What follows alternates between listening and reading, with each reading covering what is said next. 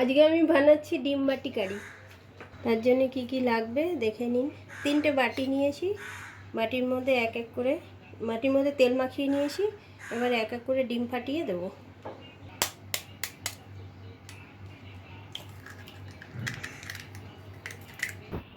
এর মধ্যে আমি একটু নুন দিয়ে দেবো।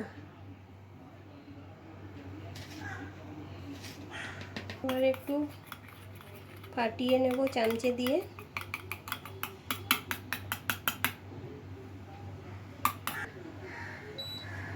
এবার একটা কড়াইতে জল দিয়ে স্ট্যান্ডটা বসিয়ে দেবো। জলটা গরম হলে এই বাটিগুলো চাপিয়ে দেবো। জলটা গরম হয়ে গেছে, এবার বাটিগুলো এক এক করে বসিয়ে দেবো।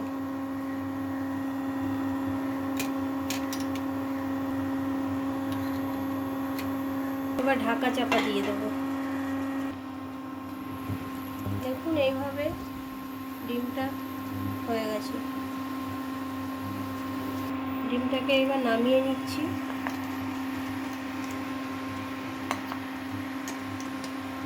এবার বাটি থেকে উঠিয়ে নেব।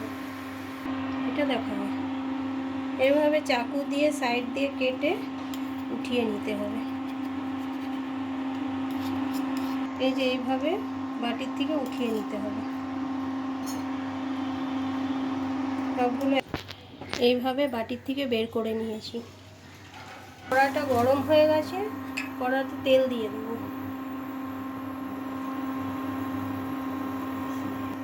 এবার এগুলো একটু ভেজে নিতে হবে।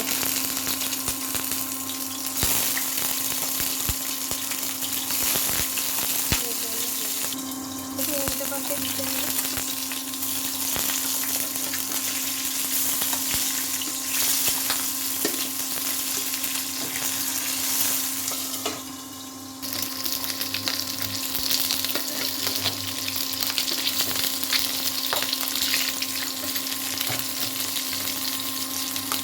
ভাজা হয়ে গেছে, এবার তুলে নিতে হবে।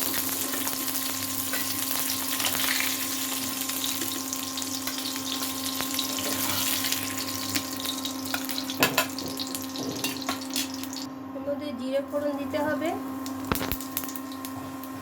আর এর মধ্যে একটা পেঁয়াজ, একটা টমেটো, 2টো কাঁচা লঙ্কা, 5 কোয়া রসুন আর একটু আদা দিয়ে বেটে নিয়েছি। এই পেস্টটা এর মধ্যে ঢেলে দেবো।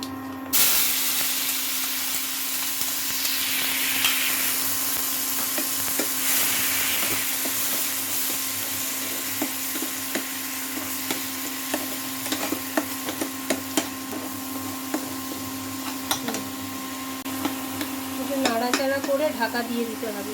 2-3 মিনিট ঢাকা দিয়ে রেখে দেবো। এবার ঢাকনাটা উঠিয়ে দেখে দেবো মশলাটা ভাজা হয়ে গেছে।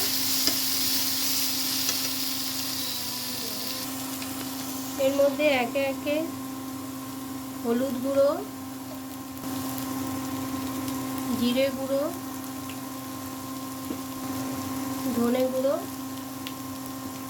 জল দিয়ে মশলাটা কষে নিতে হবে।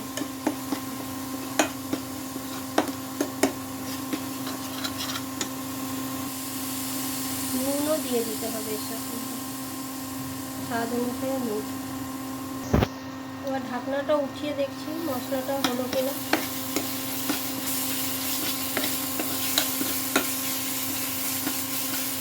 আরও 1 মিনিট হতে হবে। মশলাটা দেখুন ভাজা ভাজা হয়ে গেছে। এবার এর মধ্যে জল মিশিয়ে দিতে হবে।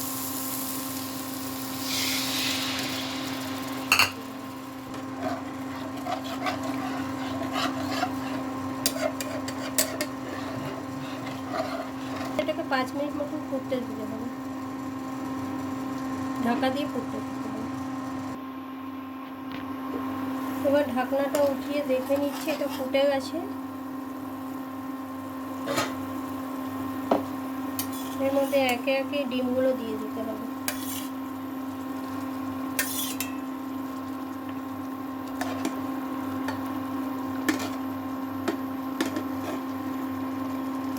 ডিমগুলো দিয়ে একটু 2 মিনিটের মতন ফুটতে দিতে হবে। ঝোলটা আর একটু শুকোতে হবে।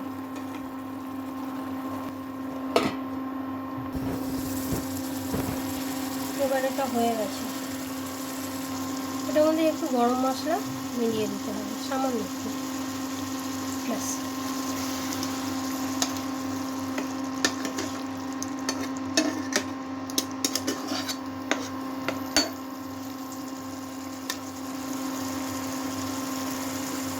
ঢাকা দিয়ে বন্ধ করে দিতে হবে। এবার উঠিয়ে নিলাম ঢাকনাটা, এবারে বাটিতে সার্ভ করে নেব।